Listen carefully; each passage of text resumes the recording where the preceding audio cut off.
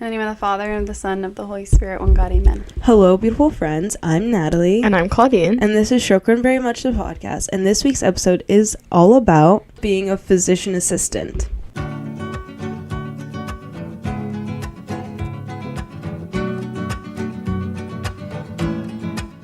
This week, we're back with another episode in our career series. And I think that it's important to also take a look at careers that might be overlooked, underappreciated, and unrecognized.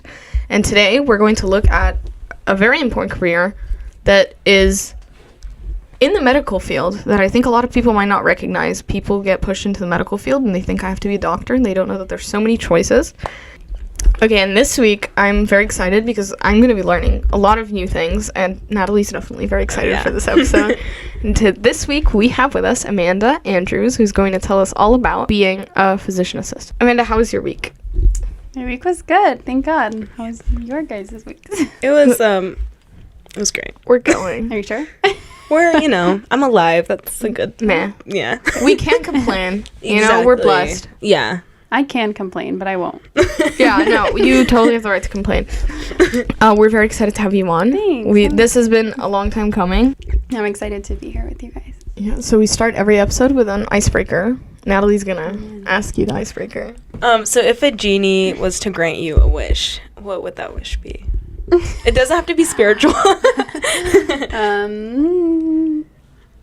I would get a summer break this year. I don't get one.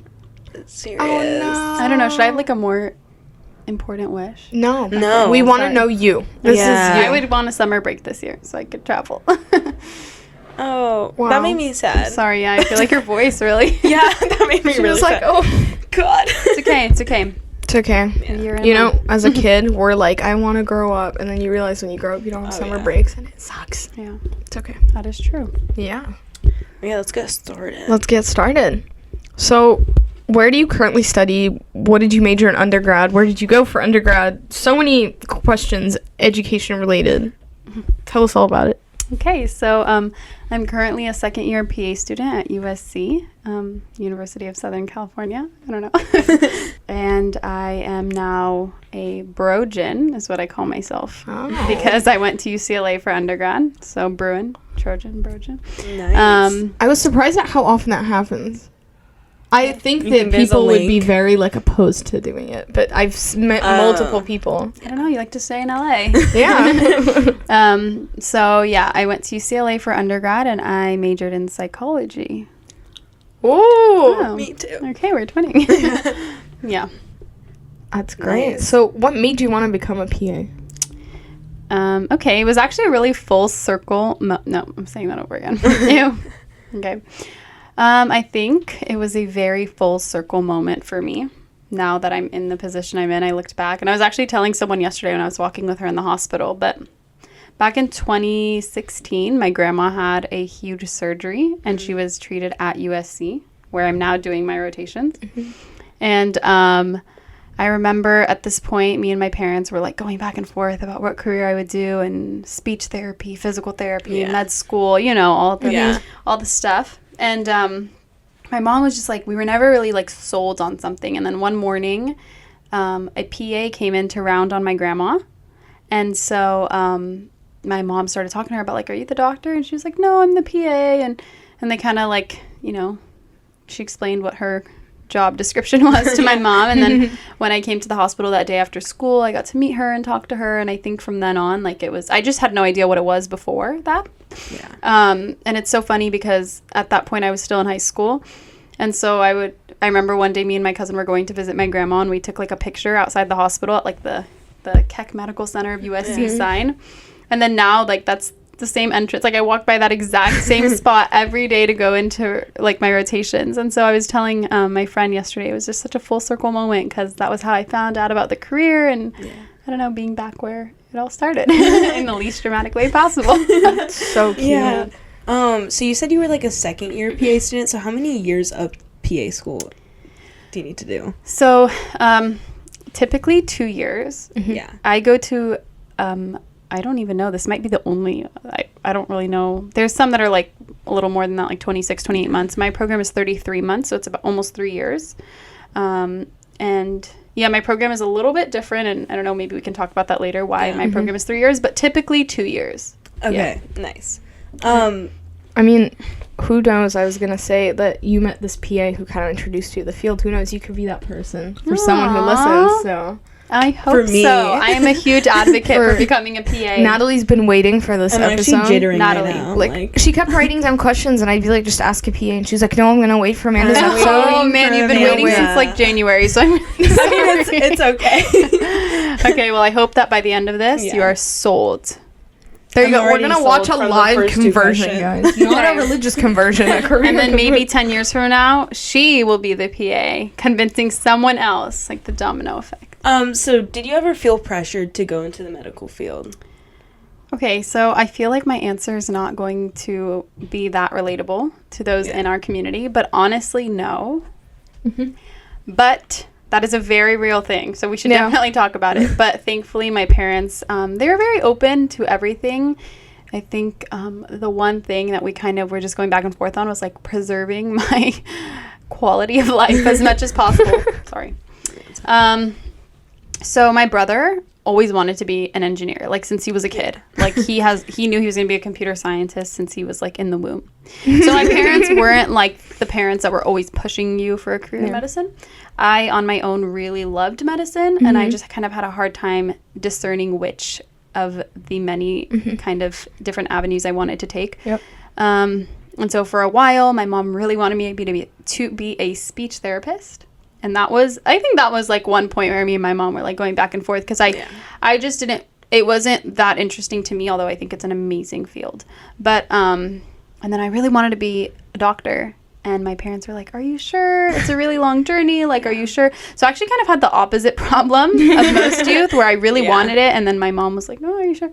Yeah. Sorry, I'm exposing my mom. But I do think that is a real problem that we have in our community where you only get 3 choices. And if you don't become a doctor, lawyer, or engineer, well, then You're out. Yeah. And I feel like the only real solution to that is like, honestly, kind of becoming informed yourself on the different options, and then somehow informing your parents or whoever is questioning you in a way that you, I don't know, like advocate for the career, but not in like, an aggressive way, but just kind of explaining what, the different careers offer and the different degrees, because honestly, I feel like when you say something and you don't like say what the actual degree is, like becoming a PA it's a master's degree. It's not, becoming a physical therapist can be a doctorate degree most of the time, So I think, I don't know, I feel like if you adequately explain that, most people will be somewhat convinced or become a little bit more open-minded, God willing. Plus, I feel like we talked about it before about it being, sometimes it comes off aggressive from them where it's like, no, you can't do this, but it's really coming from a place of like love for you because they're concerned. They want you to have this good career. So I feel like if we just open their eyes to, hey, like, just because I'm not a doctor, lawyer, engineer doesn't mean it's the end of the world. Like, I still have a very good life this way. And I think if you just satisfy their concern for you, I think that would just remove the concern altogether. I agree. And I think, thankfully, now we're seeing a lot more exploration within the community of, like, I don't know. I didn't know. One of my closest friends is a PA.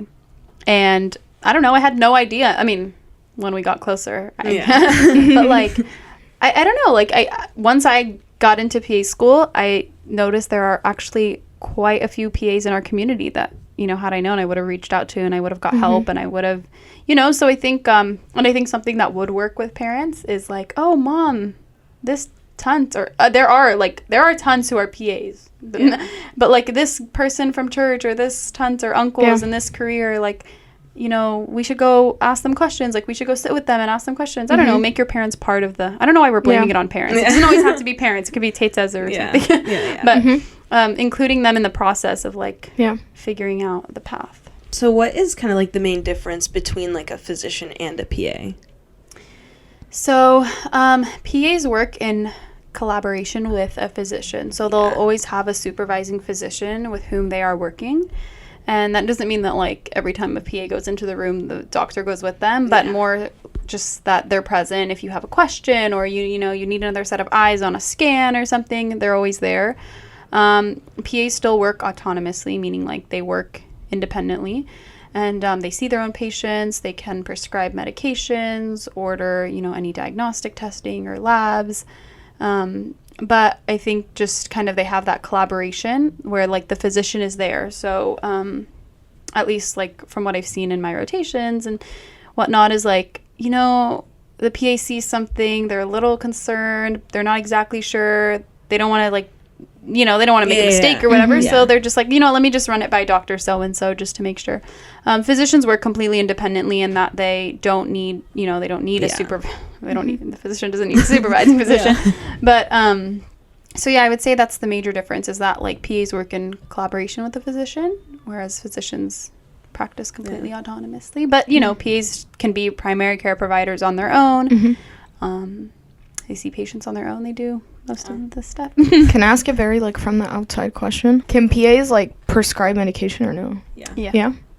What's the difference? Guys, this is pointless. I know. 14 I feel like years I of schooling for what? being a PA because then you always have somebody to help you out and, like, it's a shorter route and it's nice. So we kind of touched on where you went and what you studied, but what was your educational journey like? Okay, this is the one that I have a sticky note for because it's a little confusing. Okay, so I took the CHESP, the California High School Proficiency Exam. Woo woo! I think everyone in our COPTIC community is now taking that exam. I took that exam at 15, so nearing the end of my sophomore year of high school. And then I went to community college until I was 17. And then I started at UCLA that summer. So while I was still 17, or maybe I just turned 18. And then this is where it gets a little confusing because I had a really hard time getting my PA school prerequisites at UCLA. It was really hard to get added to a class at that ginormous university. So I went to another school. Just like in conjunction with. I went to Southern California University of Health Sciences and like not back to COC, but like I was just taking my prereqs, some of them, at those two schools while finishing my bachelor's at UCLA. And so I tried to cram everything into as many quarters as possible. And then I graduated from UCLA when I was 19. And then I took a gap year and I just had a really good year. I traveled. I started my company. I worked as a medical assistant. And then I started PA school when I was 21. Nice. Wow. Yeah. Let me just take a moment. Can you tell us a little bit more about your company? My company. Oh, yeah. Okay. So this was just like my gap year project. I was just like, what am I going to do for a year? I really just wanted to make scrubs that were like comfortable and scrubs like medical apparel that were comfortable and cool and look cool like all the other brands, but didn't cost a lot of money because students can't necessarily afford to pay almost $100 for a pair of scrubs. So I just wanted to make really good quality scrubs that were affordable, so I launched Forward Scrubs. It was a couple years in the making, and my family and I just really wanted to do it. And so we launched Forward Scrubs in September 2022. Wow. That's so cool. Scrubs. So that is impressive. I'm placing an order today. Like, I'm being serious. Look, I actually have a tab open. Like, I was fully looking for scrubs. See, you're about to pay like $100. Exactly. So students shouldn't pay $100 for scrubs. Especially because you need to wash them every day. Yeah. You need to. So it was really fun, honestly. And it was just, I had a dream.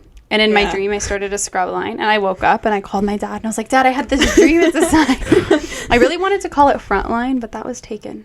Oh, really? It was really hard to find a name that wasn't taken. So Forward is what we... Yeah. It's okay. I love the name Forward. I like it, too. Keep moving forward. Yeah. I mean, if you guys take a look at the selfie that we're going to have posted on the Instagram, she's going to be wearing one of them. Oh yeah. They look great. Thanks. Do you see the coffee I spilled on it? No. I spilled I had 3 coffees today, and I spilled literally 1 drop from each coffee. I mean, I was literally the life of a person in medicine. Yeah, well, thankfully it's not blood, it's just coffee. Yeah. Okay, so if you were to kind of like go back in time, would you do anything differently? Oh, I know. That question always gets people going, no, I don't actually think I would. Yeah. In this, whoa. No, that's Shocked. a first. They always come back. They always have regrets.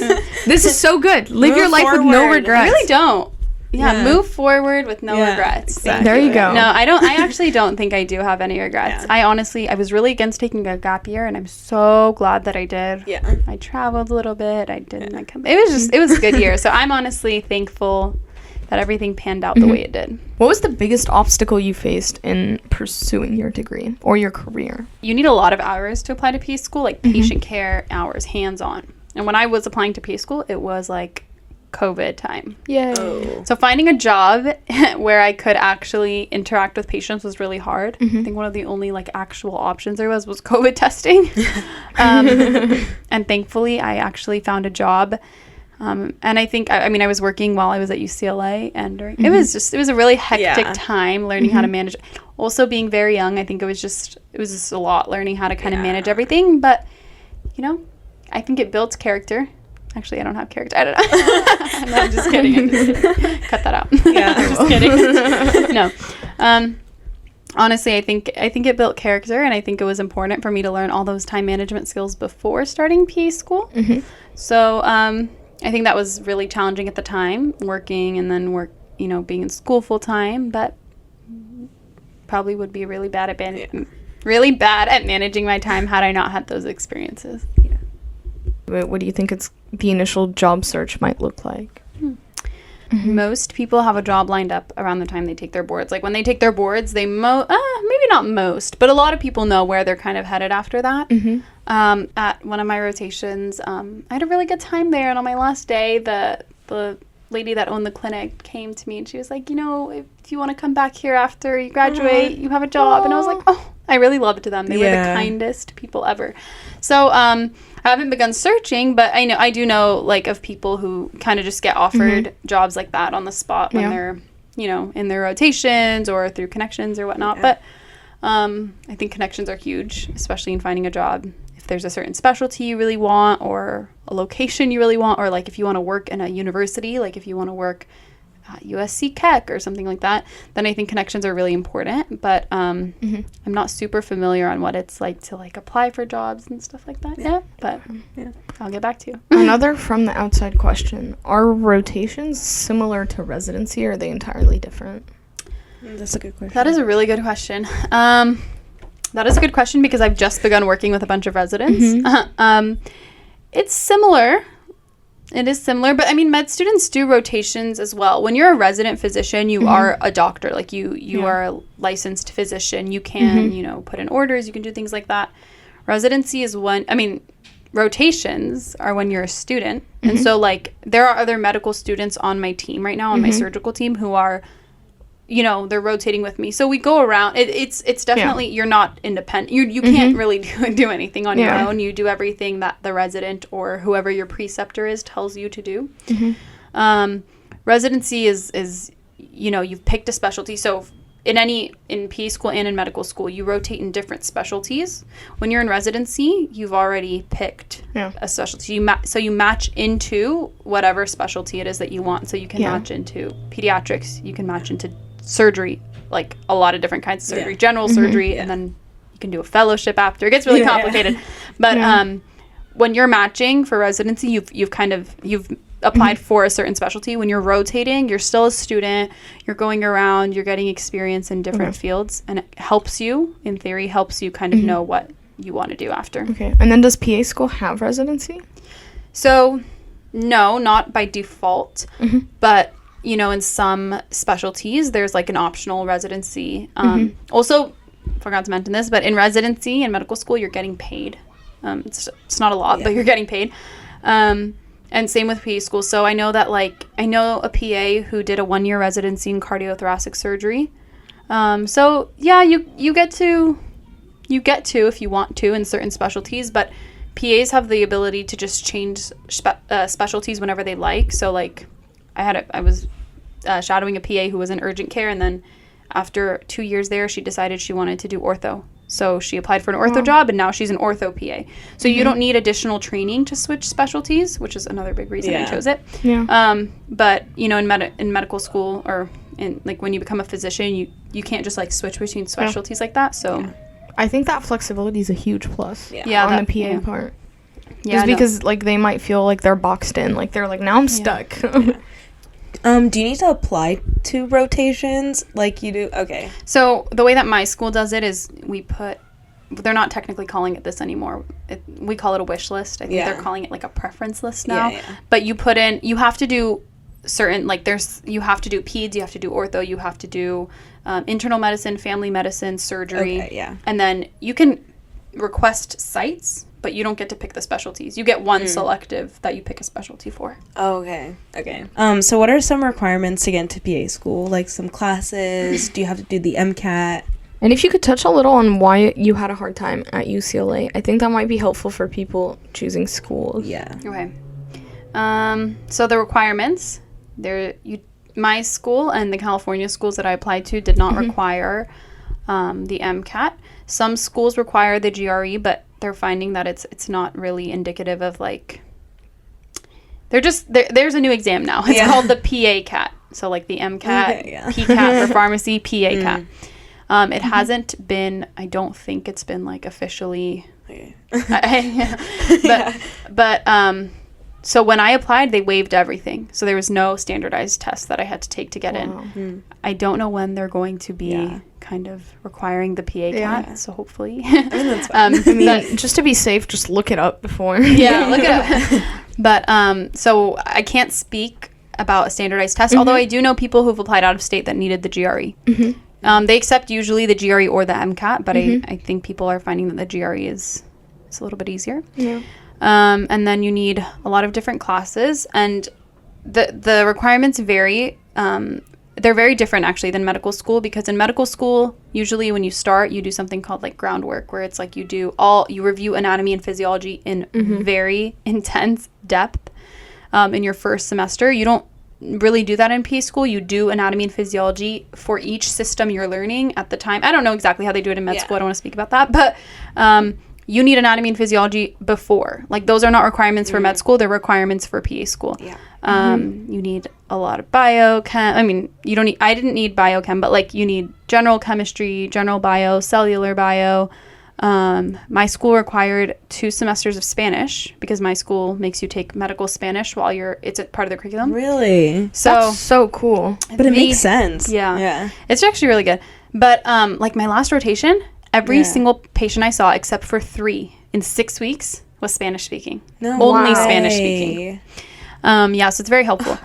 Especially for California people. Maybe people who are listening not from California or have different experiences, but no, absolutely, if you're in California, you definitely know what we mean by Spanish is so important. Yeah. So the requirements kind of vary from school to school, but a lot of them are the same, but just be sure to check on, the different programs that you're applying to. But pretty much the science classes, and then the hours. So you need patient care hours where you're directly encountering a patient. So not like you're the receptionist at a doctor's office or something like that, or like you're a biller, or like, like you need like a medical assistant, or like a CNA, like a certified nurse assistant, or do you need to get certain certifications for these?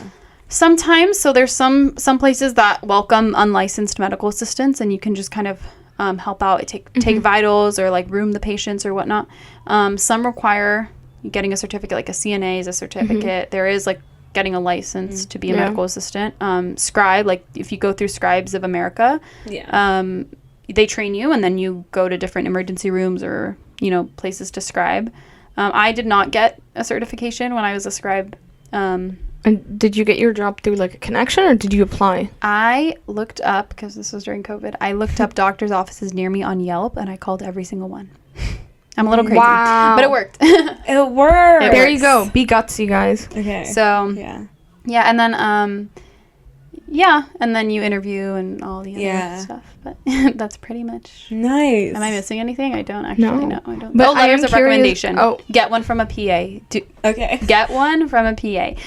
Like, they need to see that you know what the difference is between a PA and a doctor, or PA and a nurse, and so it's important for them that you've shadowed. Some schools require shadowing too, but definitely get a letter of rec from a PA.